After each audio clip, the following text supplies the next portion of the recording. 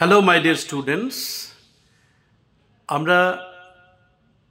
West Bengal board of secondary এডুকেশনের মাধ্যমিক পরীক্ষার্থী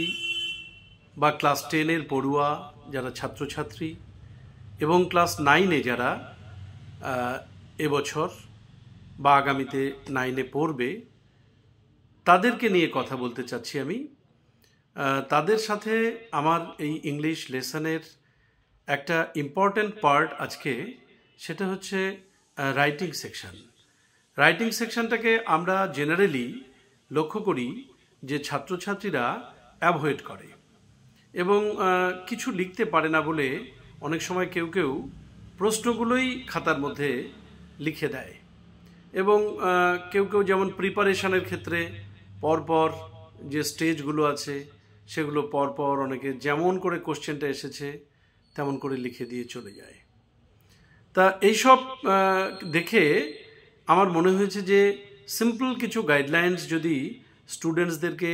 দেওয়া যায় তাহলে ছাত্ররা উপকৃত হবে এবং ইংরেজির প্রতি তাদের যে ভীতি সেটা কেটে যাবে এবং কিছু না কিছু নম্বর তো তারা পাবেই। এটা আমি মিডিওকর স্ট্যান্ডার্ডের যারা স্টুডেন্ট তাদের কথা বলছি, বা একেবারেই ইংরেজিটাকে ভয় পেয়ে যারা রাইটিং সেকশনটাকে অ্যাভয়েড করে তাদের কথা বলছি। আর যারা একটু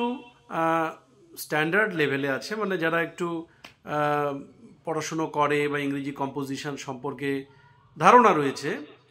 তারা কিন্তু আরও কীভাবে ইমপ্রুভ করতে পারবে সে টিপসগুলো বা সেই সাজেশনসগুলো আমার এই ব্রিফ যে লেকচার বা ব্রিফ যে সেশন এটা থেকে তারা কিন্তু আইডিয়া পেতে পারে। তা আমি একটি স্কুলের ইভ্যালুয়েশন টেস্ট 2024 এই কোয়েশ্চেনটা আমার কাছে আছে, আমি লক্ষ্য করেছি সেখানে খুব সুন্দর সুন্দর কোশ্চেন সেট করেছেন রেসপেক্টেড কোনো টিচার, তাকে আমি রেসপেক্ট করছি। সেখানে প্যারাগ্রাফ হিসেবে দিয়েছেন ডিউটিস অফ আ স্টুডেন্ট, এবং এই ডিউটিস অফ এ স্টুডেন্ট এটা যদি আমরা সম্পর্কে প্যারাগ্রাফ লিখি তাহলে আমরা কিন্তু অনেক কিছুই জানি যে একটা ছাত্রের কর্তব্য কী কী তার কর্তব্য। তা সেটা কিন্তু আমাদের জানাই রয়েছে, আমাদের ভেতরে সবসময় আমরা মনে করছি যে আমার তো এটা জানা বিষয়, কিন্তু যখনই ইংরেজিতে লিখতে যাই তখন কিন্তু আমরা ঘাবড়ে যাই যে কী লিখব। অথচ যে ক্লাস 1 থেকে ইংরেজিতে কিছু না কিছু অভ্যাস অনুশীলন করেছে, ওয়ার্ডস শিখেছে,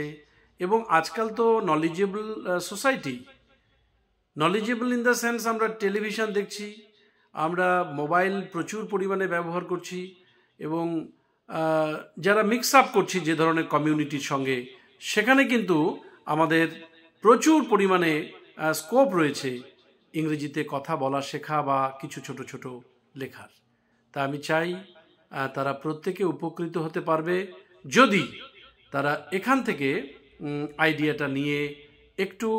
নিজেদের অনুশীলন করে রাইটিং সেকশনটার জন্য। তা আমি সবাইকে ওয়েলকাম করছি আমার